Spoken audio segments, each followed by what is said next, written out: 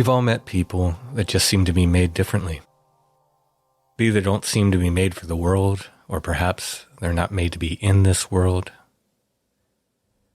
Often these people are artists or performers, people with such intense focus on their perceived purpose in life that they pursue it with a preternatural passion, sometimes to the exclusion of everyday things like eating. Gemma Galgani was one of these extraordinary people. Hers, however, was not the pursuit of painting or ballet or any earthly treasures. Gemma's singular focus was on Jesus Christ. Her passion was for his passion. Her gifts went beyond the preternatural and into the supernatural. The Venerable Father Germanus noted in the biography, The Life of Saint Gemma Galgani, "It was enough to see this girl, even at a distance, in order to be convinced that she was absorbed in God. Her dignity of countenance, gravity of bearing, and moderation of words, her angelic modesty beautified by a spontaneous smile that always played around her lips, all went to show the beholder that Gemma was only in body a dweller in this world." A member of the Giannini household who lived with Gemma commented, "You cannot look her in the face. She seems a seraph. And when you have looked at her for an instant, you're forced to lower your eyes through reverence." Gemma herself even seemed to recognize her otherness, saying to her spiritual director, "Come and shut me in. The world is not for me."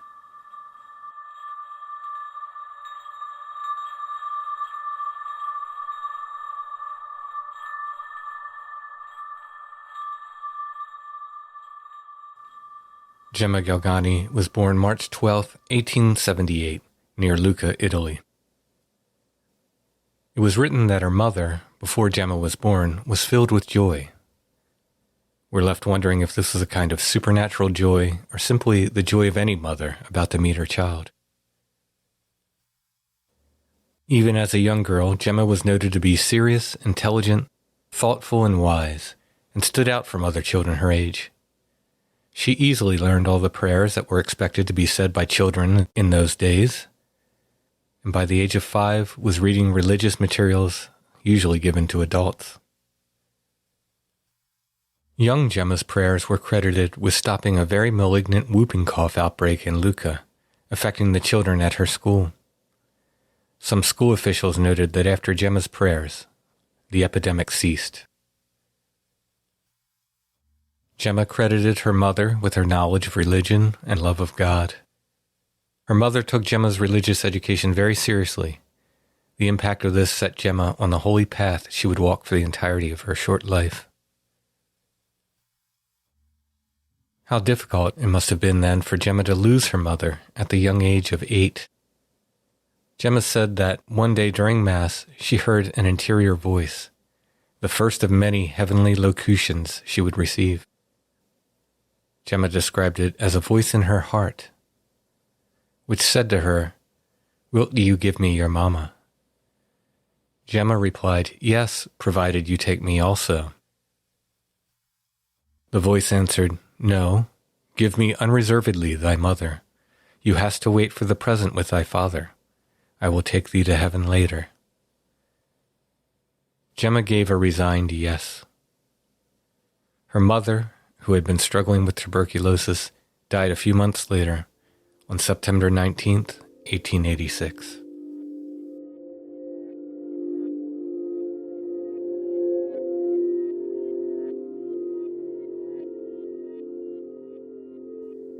Gemma moved in with her Aunt Helen and was sent to a school run by the Sisters of St. Zita. She proved to be an excellent student, and despite her modesty, her radiant personality drew the admiration of classmate and teacher alike. At this time in her life, as Gemma eagerly approached her first communion, she began to manifest those traits which set her apart from so many of her peers. She began to pray frequently, at this young and tender age, to the Virgin Mary. "Holy Virgin, make me a saint." Gemma's first communion arrived on June 17th, 1887, the Feast of the Sacred Heart. After receiving the sacrament, she turned to her peers and said, pointing to her heart, "I feel a burning here. Do you feel that?" Gemma's interior desire for sanctity manifested exteriorly in a quietness that was sometimes mistaken for rudeness.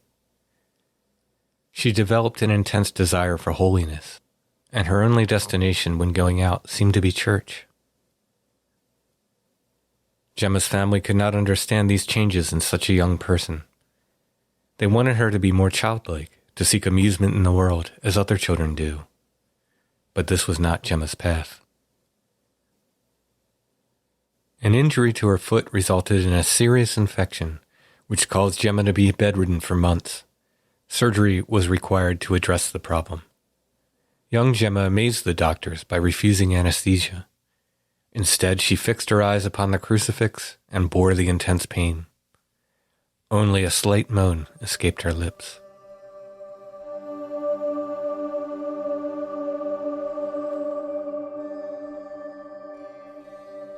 After Gemma's foot healed, she returned to her father's house. Her chores were many, but her father doted on her, showering her with attention and gifts. One of these presents was a gold watch and chain. Gemma was excited to show the fine jewelry off and went out proudly displaying her gift. She returned home, and as she was removing the watch, her guardian angel appeared and admonished her, saying, "Remember, the precious jewelry that adorns the spouse of a crucified king can only be thorns and the cross." Gemma removed a ring from her finger, put it away with the watch and chain, and never wore such jewelry again. And she would only wear simple, modest, plain wool garments. Gemma would continue to see her guardian angel frequently throughout her life. When Gemma left the house, she always took money, bread, flour, or other items to give to the poor.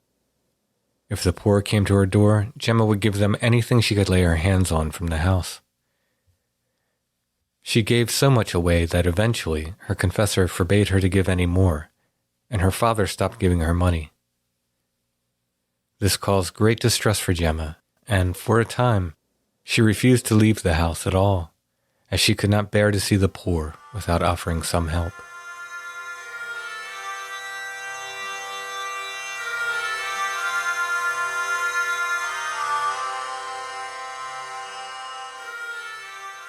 Apparitions and locutions were frequent in Gemma's life. Most of these she kept to herself, often speaking or writing of them only to her spiritual director, Father Germanus. When she did mention these extraordinary events, it was frequently in a matter-of-fact manner.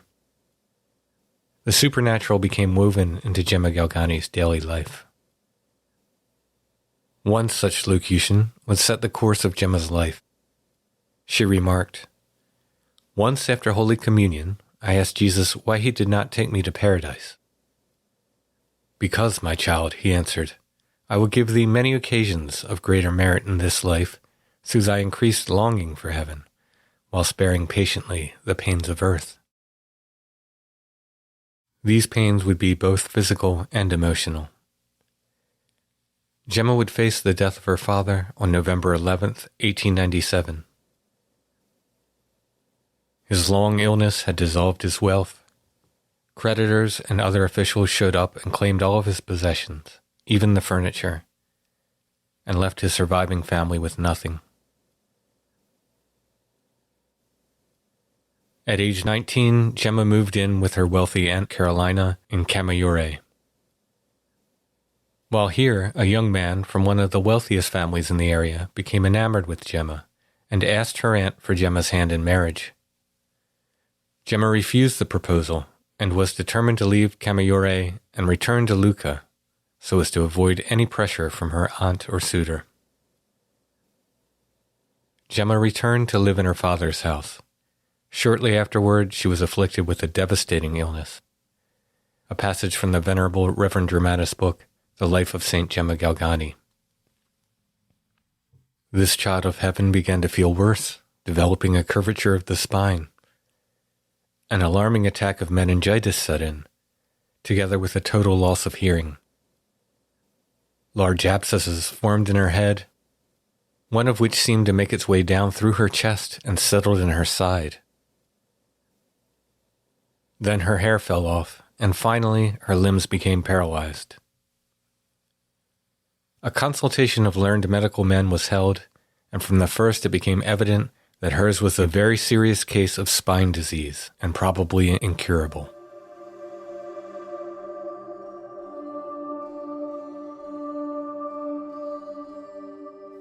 All remedies tried for Gemma's condition failed. Day and night she suffered, but remained indifferent to the pain and her circumstances, concentrating instead on prayer and meditation. Visitors came to witness the bravery and patience of the Virgin of Lucca, just 20 years old and afflicted with this horrible illness, confined to bed in what should have been the prime of her life. The apparitions and locutions persisted. Addressing her illness, Gemma's guardian angel spoke to her. If Jesus afflicts thee corporally, he does so in order to purify thee more and more. Be good. Unfortunately, these visions weren't always heavenly in nature. One day, during her great sickness, when Gemma was feeling particularly melancholy, the devil appeared by her bed and spoke. If you wilt be guided by me, I will take thee out of this suffering and cure thee perfectly, giving thee not only health, but every pleasure you desire. This was the first time Gemma was given a vision of an evil spirit. Greatly troubled by its appearance, Gemma invoked the intercession of Saint Gabriel of Our Lady of Sorrows. He was, at this time, not yet beatified, whose biography she had recently been gifted, but which she had not read. She loudly declared, "First the soul, then the body," which seemed to fend off the diabolical assault. The devil returned a second time, and again Gemma invoked Saint Gabriel, turning the evil one away. That evening, she began to read Gabriel's biography, feeling ever closer to the young saint. She began to sleep with his picture under her pillow, and eventually, Saint Gabriel, too, came to Gemma in visions. I began to see him near me, she said. I don't know how to explain this, but I felt his presence. At all times, and in every action, Brother Gabriel came to my mind. On January 4th, 1899, Gemma's doctors made one last attempt to save her life from the debilitating infection. Surgery was performed on the abscess in her side, and her spine was cauterized in several places. Gemma again refused to take anesthesia, such as were available at the time. The operations only seemed to make her condition worse. Later that same month, Gemma developed another tumor on her head, which caused her violent spasms and great pain. It seemed to everyone who saw her that Gemma was going to die. One of Gemma's visitors begged her to make a novena to St. Margaret Mary Alacoque. Gemma began this novena on February 23rd, 1899. That night, she heard the rattling of her rosary, felt a hand on her forehead, and heard a voice repeating, Pater, Ave, Gloria, 9 times in succession. That is the Our Father, the Hail Mary, and the Glory Be prayers. The same voice then asked Gemma, Do you want to recover? Pray with faith every evening to the most sacred heart of Jesus. I will come to you until the novena is ended, and we will pray together to this most sacred heart. Gemma realized that St. Gabriel was beside her. He would continue to visit Gemma each evening of the novena, placing his hand on her forehead and praying with her. On the 9th day, Gemma heard the voice of Jesus asking her, as St. Gabriel had, Do you wish to recover? Unable to reply, Gemma said that she answered with her heart, Jesus, whatever you will. A little after 2 o'clock in the afternoon, on Friday, March 3rd, 1899, Accompanied by tears of joy from those around her, Gemma got out of bed, fully healed. 2 days previous to Gemma's miraculous healing, one of the Galgani family servants entered her room to find the sick girl engulfed by light and a mysterious woman standing by her bed. The servant could hear them speaking, but was afraid and hid behind the door. When the speaking stopped and the woman disappeared, the servant entered the room. Gemma said that the Virgin Mary had visited her, but forbade the servant to tell anyone until after Gemma's death.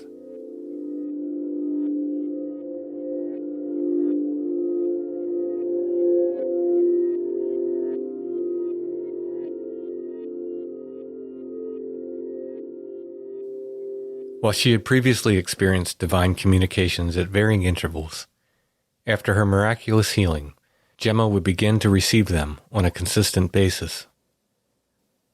Sometimes these took more subtle forms, as vivid lights or sublime thoughts. At other times she would receive clear locutions or full apparitions. Gemma often saw and spoke to her guardian angel. At these times, she would enter a state of ecstasy. She lost the use of her senses. Those observing Gemma would stick her with pins, shake her, shout in her ears, or even burn her with lit candles, and she would not react. Gemma's ecstatic states could occur anywhere, at any time, while she was doing housework, in the middle of a conversation, while walking, etc. She was even given communion while in ecstasy, as the seers at Fatima had reported during their own visions. Gemma was, on occasion, seen to kneel and clasp her hands, then put out her tongue briefly before withdrawing it again. She related later that it was an apparition of Jesus who gave her the host. At least twice in her life, Gemma experienced ecstatic levitation. On one occasion, she was moved to kiss the feet of Jesus on the cross, in the form of a large crucifix, almost life-size, which hung on the wall in the Galgani home.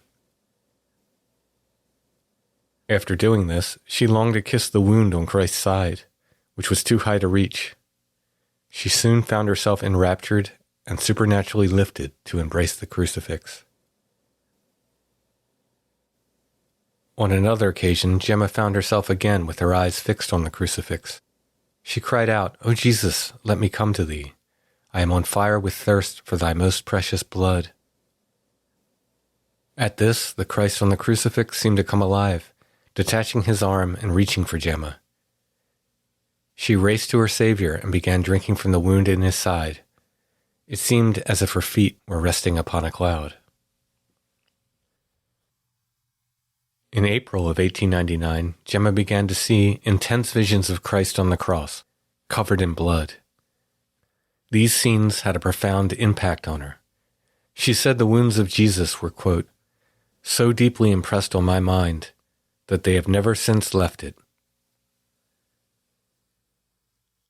In another vision, Jesus showed her his 5 open wounds and said, "Look and learn how to love. Look at this cross, these thorns, these nails, these livid marks and lacerations. These wounds are all works of love, of infinite love. See to what extent I have loved thee." On Thursday, June 8, 1899, after taking Holy Communion, Gemma heard the voice of Jesus say to her, "Gemma, courage, I await thee on Calvary, on that mount where thy course is directed." That night, Gemma went into rapture while praying. She was greeted with a vision of the Virgin Mary, with Gemma's guardian angel standing by her side. The Blessed Virgin spoke, "My child, in the name of Jesus, may all thy sins be forgiven. My son Jesus loves thee beyond measure and wishes to give thee a grace. Wilt you know how to render thyself worthy of it?" Gemma admitted she did not know how to answer.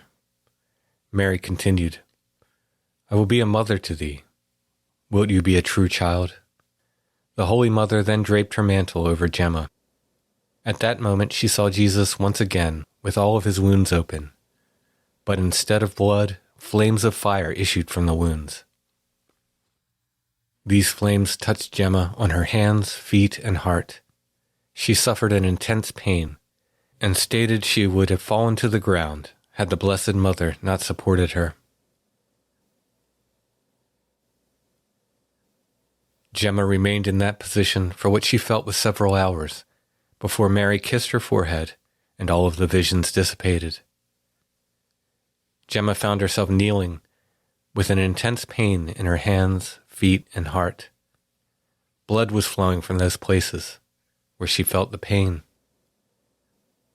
She had been given an exceedingly rare gift, stigmata, the wounds of Christ. The bleeding and pain continued until 3 o'clock the following day. The phenomenon would be repeated periodically, always starting on Thursday evening and continuing until 3 o'clock Friday afternoon. Eventually, Gemma would receive the stigmata every week. The wounds were observed by many and appeared to be very deep, manifesting on both sides of her hands and feet, with another deep wound in her side. Sometimes copious amounts of blood issued forth, soaking her bed and clothes. As her ecstasy ended each Friday afternoon, Gemma's wounds closed. By Saturday or Sunday, she would be completely healed, with whitish marks on her skin showing where the stigmata were, only to have the wounds reopen the next Thursday night as the entire process repeated. A Passionist priest named Father Cachetan examined Gemma's stigmata and offered his observations in writing. I, the undersigned, hereby testify and declare that in July 1899 I saw certain extraordinary wounds on the hands of the young girl, Gemma Galgani. In the inside, that is, in the palms, there was seen a raised piece of flesh, like the head of a nail, about as large as a halfpenny. At the back of each hand, there was a somewhat deep laceration that seemed to have been caused by a blunt nail forced through the hand from the opposite side. I and those who were with me had no hesitation in saying that those were stigmata, which could not have come from any natural cause. In fact, we saw her hands on Thursday morning, free from any marks. On Friday morning, we found them as we have described. We examined them again on Saturday and found no mark, except a small reddish cicatrix. On other occasions, Gemma sweat blood as a result of her meditation on Christ's agony in the garden and the Passion. Sometimes blood oozed from her pores and soaked her entire body. In March of 1901, Gemma seemed to manifest the wounds Jesus received at the scourging. The first Friday, Gemma's arms were observed to have bleeding stripes. The second Friday saw her flesh torn and bleeding. The third Friday saw the wounds open almost to the point of showing the bone beneath the flesh. On the fourth Friday, her condition was noted as being indescribable. Wounds appeared over Gemma's entire body. A vision of an angel appeared to Gemma. The celestial being offered her 2 crowns, one of white lilies and the other of thorns, and asked her to choose between the 2. Gemma eagerly grabbed the crown of thorns, pressed it to her heart, and said, "I want that of Jesus." Yet another time, Gemma received a vision of Jesus' suffering. She was overcome with desire to share in his suffering and asked for this grace. Jesus took the crown of thorns from his head and placed it on hers. Gemma thereafter manifested puncture wounds around her head, from which fresh blood flowed. Many people observed these remarkable wounds. The words of one of the witnesses were recorded by Father Germanus. "If you had but seen, Father, blood flowing from her eyes, ears, forehead, and temples. They seemed fountains. I soaked 2 handkerchiefs with it. If you had only heard the sound that we had heard within her side." Having seen the wounds and vast amount of blood, and noting that this seemed to greatly trouble those around Gemma, Father Germanus asked that Gemma pray to be relieved of the stigmata. She was relieved of the bleeding and the open wounds over time, but the pain associated with the wounds continued. Eventually, however, it was as if her blood needed some new way to escape. Gemma began to issue great quantities of blood from her mouth. Another witness wrote of Gemma regarding her condition on Good Friday, 1901. I really thought she would die in my arms. Blood came in quantities from her mouth, and she exclaimed, "My Jesus, I cannot give thee blood from all parts of my body, but I give it to thee from my heart." Something strange indeed was happening to Gemma's heart. 3 ribs on her left side seemed to be violently pushed outward, as if they could not contain the heart within. Father Germanus observed, "Those 3 ribs were greatly bent, almost at right angles, thus forming a large protuberance on the outside and a cavity within that allowed the heart to palpitate more freely." The flesh over Gemma's heart likewise appeared as if it had been scorched by flame. Gemma herself said, "My heart beats with the greatest violence and seems to want to leave my breast."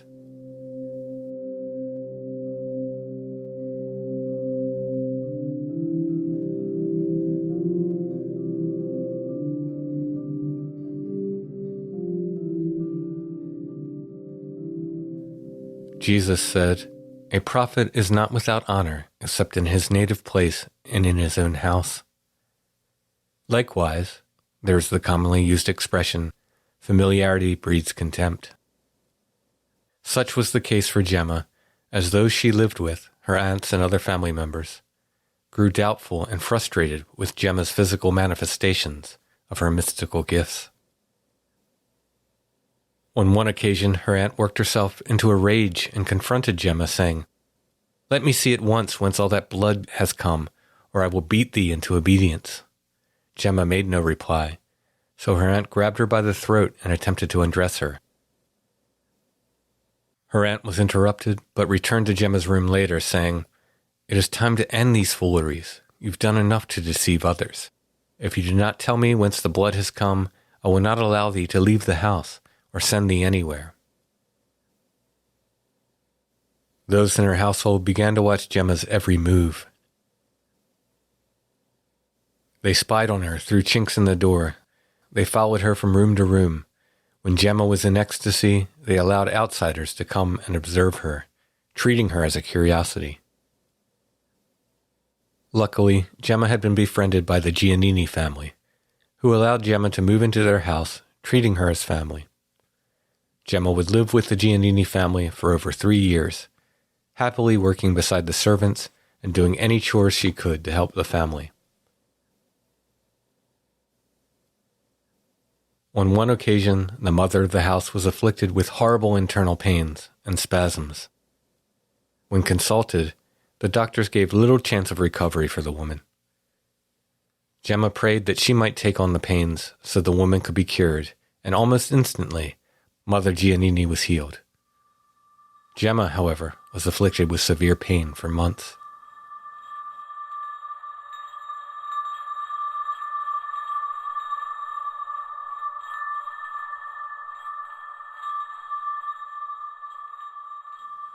Gemma also seemed gifted with the ability to discern the state of people's souls, even strangers. Father Germanus related a particularly striking example. There was a man, a stranger, Gemma met in Lucca. Gemma warned this man that he was on a disastrous spiritual path. She spoke to him, she wrote letters to him.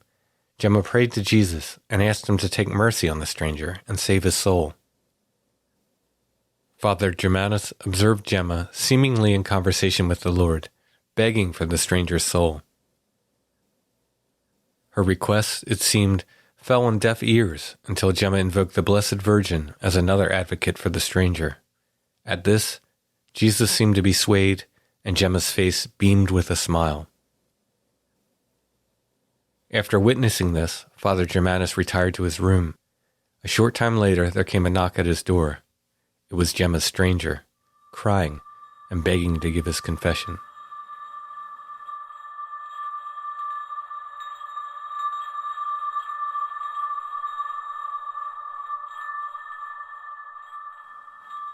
Bilocation occurs when the same person appears in two separate places simultaneously. In the history of saints, many have been reported to manifest this phenomenon, though some say the person was not physically present in both places, but was instead apparitional in one location, or even represented by an angel in their guise. Gemma was once seen in Rome attending a mass held by Father Germanus, while she was living in Lucca. Gemma informed her aunt that she had taken communion from Father Germanus. Her aunt immediately wrote to the priest and asked him what time he celebrated Mass in Rome, and if he had felt the presence of Gemma. Father Germanus replied that he had both felt and seen Gemma at Mass, that he had given her the cup of wine and watched her take communion.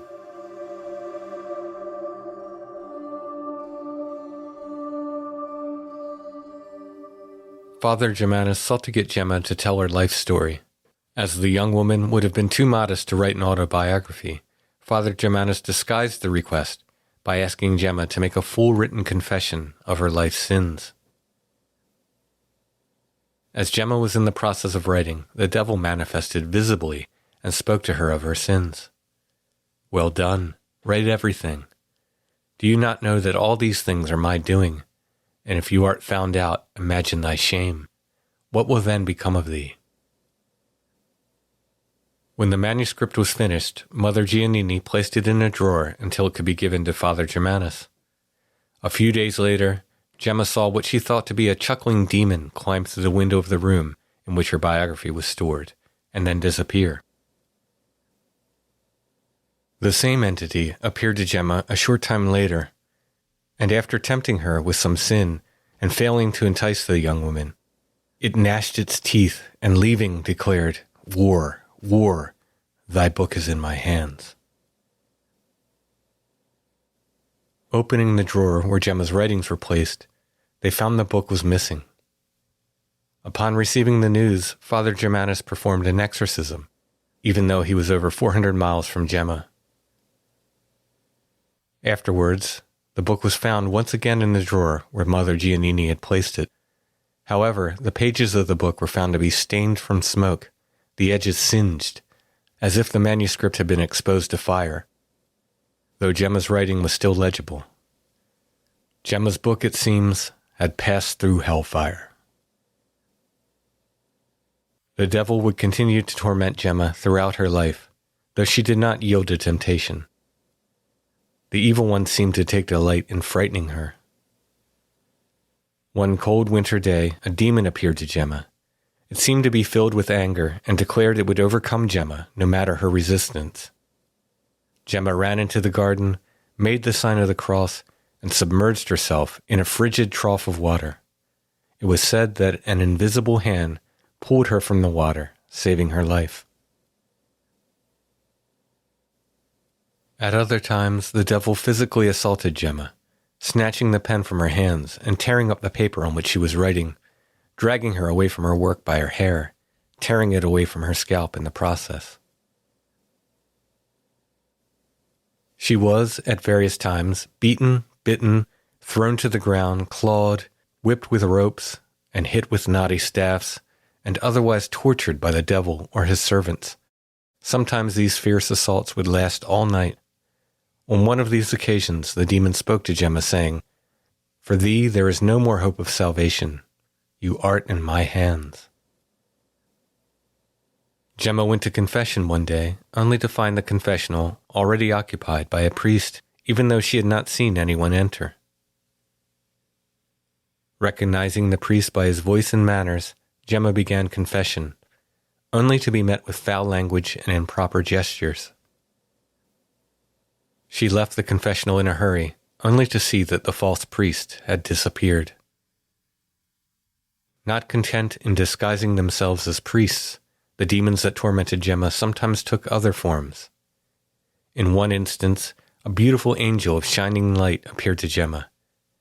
After briefly winning her confidence with cunning words, the entity said, "Look here, I can make you happy, if only you wilt swear to obey me." Upon hearing these false words, Gemma charged the entity, saying, "My God, Mary Immaculate, make me die rather," and then spat in the demon's face, It turned to fire and then disappeared. Spitting on evil spirits is a tradition found in several cultures, including Greece and Italy. Other foul spirits appeared to Gemma in the forms of vicious dogs, hideous monsters, black monkeys, giants, and furious men. Father Germanus witnessed one of these demons himself while visiting Gemma, who was sick in bed. A large and angry-looking black cat ran into the room and jumped upon the bed.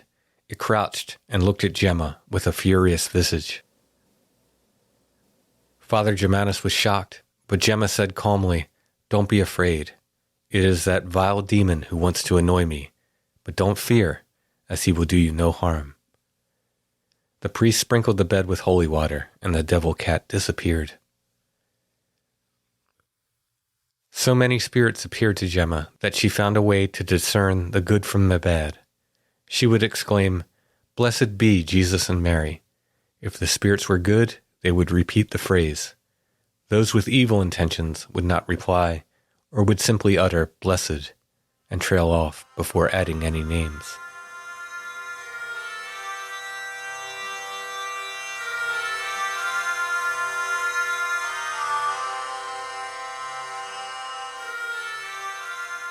Gemma herself, despite being bedridden for long periods of time, was said to exude a particularly wonderful fragrance, even extending at times to things she touched. She did not use perfumes or wash with fragranced soaps. The scent was deemed to be supernatural, sometimes moving those within its range to devotion. This odor of sanctity, or osmogenesia, was not unique to Gemma. The phenomenon has been reported around many saints and even apparitions of the Virgin Mary.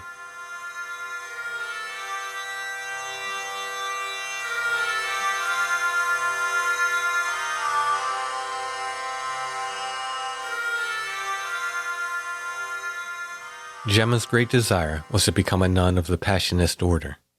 She applied to the convent in Corneto, Italy, but was denied due to her health and her reputation as a mystic, which the Mother Superior determined would not be good for their community. Despite Father Germanus and Gemma's confessor writing letters in her favor, the Mother Superior's opinion would not be changed.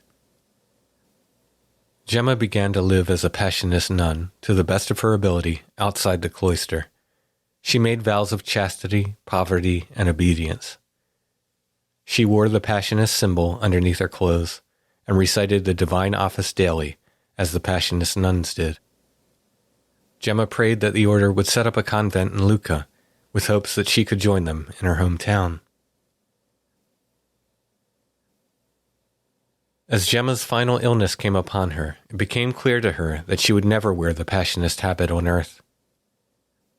"The Passionists have not wished to receive me," she said, "for all that I wish to be with them, and I shall be so when I am dead. Jesus has the habit of a Passionist nun waiting for me at the gates of heaven."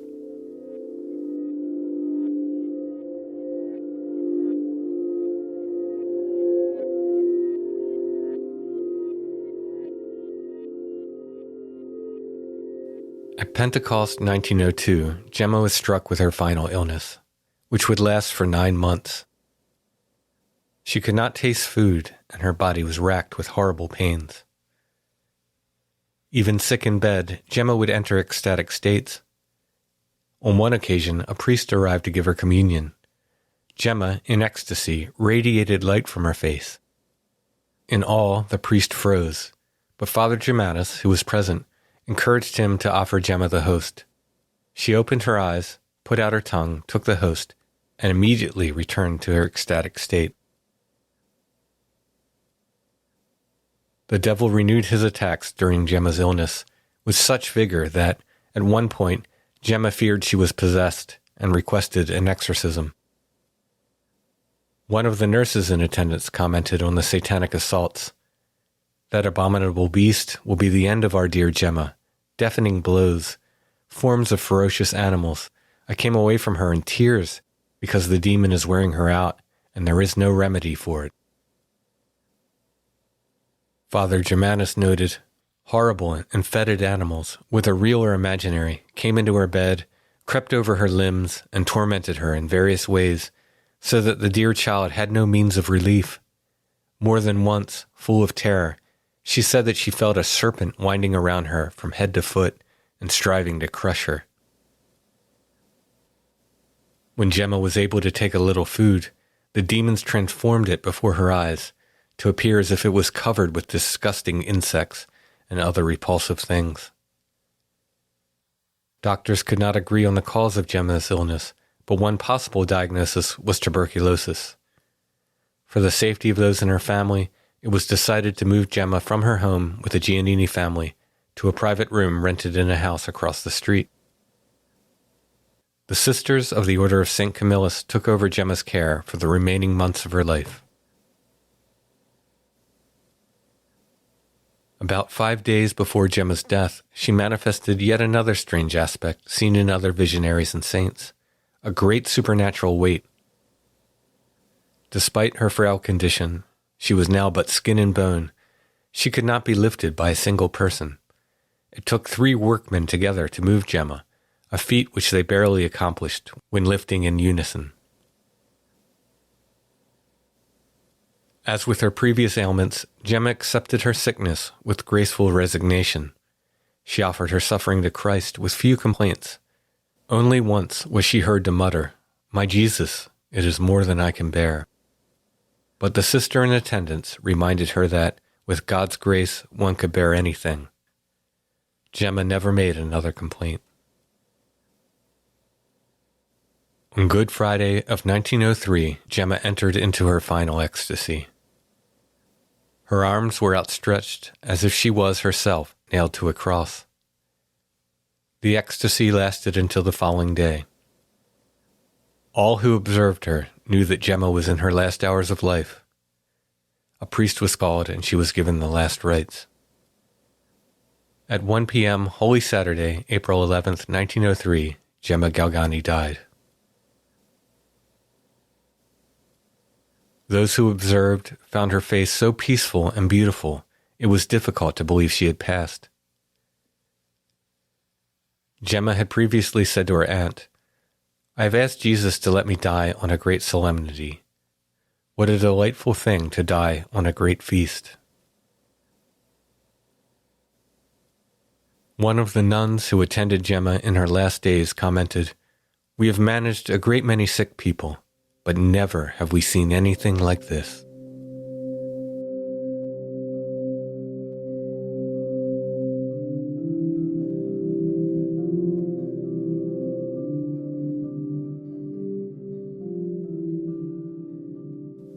A continuous stream of people came to see Gemma's body before she was buried. People of all ages and classes came to look upon the young woman many were already calling a saint. Prayers were already being uttered requesting Gemma's intercession. It had been Gemma's wish that the Barbatine sisters would prepare her body for burial, and that no others should be permitted to touch her or look upon her body. She was clothed in a simple black habit, with the Passionist symbol placed over her heart, and a crucifix upon her chest. A black veil was placed upon her head, along with the crown of flowers, and her grandmother's rosary was placed around her neck. Many people brought objects of devotion to touch her body. The crown of flowers which adorned Gemma's head was taken away as precious relics. Demands for Gemma's hair were so great that, had they not been denied, it was said that she would have not been left with a single hair on her head. Towards evening on Easter Sunday, 1903, Gemma's remains were placed in a wooden coffin along with some flowers. The coffin itself was then encased in a glass tube.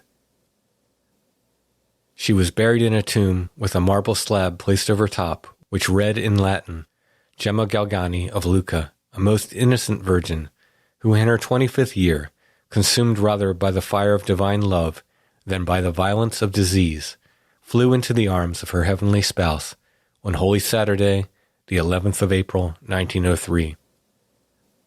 Peace to thee, O sweet soul, in company with the angel."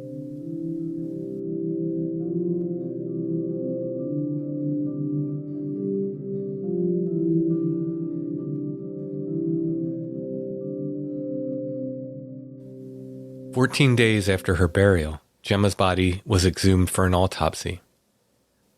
It was found to be incorrupt, in exactly the same condition as the day it was placed in the coffin.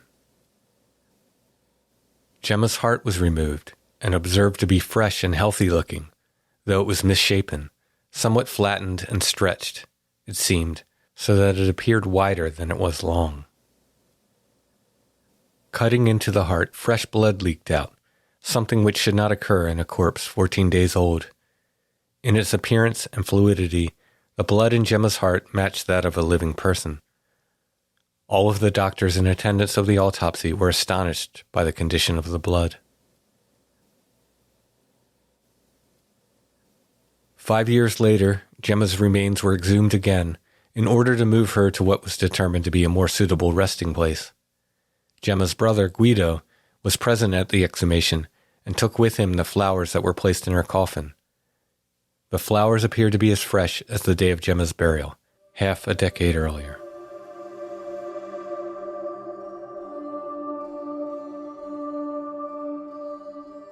Miracles sought and granted through Gemma's intercession are too numerous to detail. Physical cures include a woman diagnosed with incurable synovitis, another diagnosed with stomach cancer, a young girl suffering from a tumor in her armpit, another woman suffering from acute meningitis, a young boy who was diagnosed with tubercular peritonitis and nephritis, a Chalmodesian monk with devastating back pain, a woman with stomach ulcers, and a man with acute appendicitis. A few of the spiritual cures attributed to Gemma are the conversions of many souls, sick people in their deathbeds, sons and daughters fallen from the church, and those with hardened hearts, previously uninterested or outright averse to religion.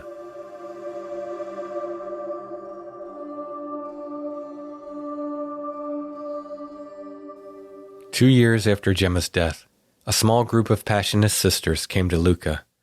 By 1908, a full Passionist convent was established in the town, which still exists today. Though Gemma was not accepted into the Passionists in her lifetime, she has since been fully embraced and recognized as a true member of the order.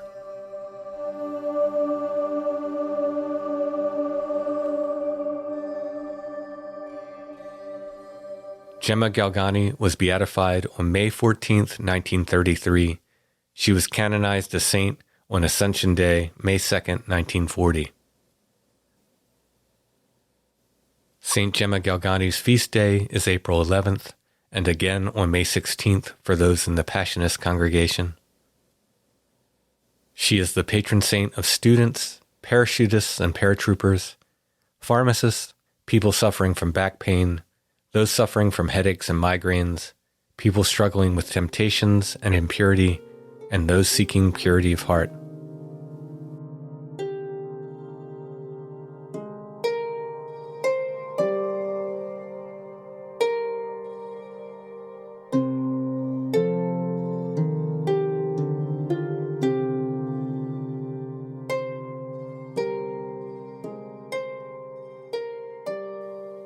Thanks for listening to The Flowered Path. My sources for this episode can be found in the show notes for this episode at thefloweredpath.com. If you enjoyed this podcast and would like to support the show, please become a patron at Patreon, patreon.com/thefloweredpath. All patrons will get commercial-free episodes of the podcast. Rose and Orchid tier patrons will get extra audio content and occasional extra shows. Orchid tier patrons also get monthly merch mailings, including stickers, pins, prints, and more, perhaps even t-shirts and records as time goes on. More information at patreon.com/thefloweredpath.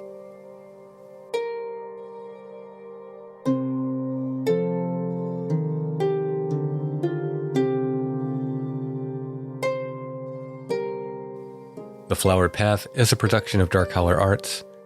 Music, books, art, podcasts, and more. Find The Flowered Path at thefloweredpath.com, on Facebook, facebook.com/thefloweredpath, and on Instagram at thefloweredpath. If you are listening on YouTube, please subscribe to our channel. Thank you for listening. I'll be back soon with more.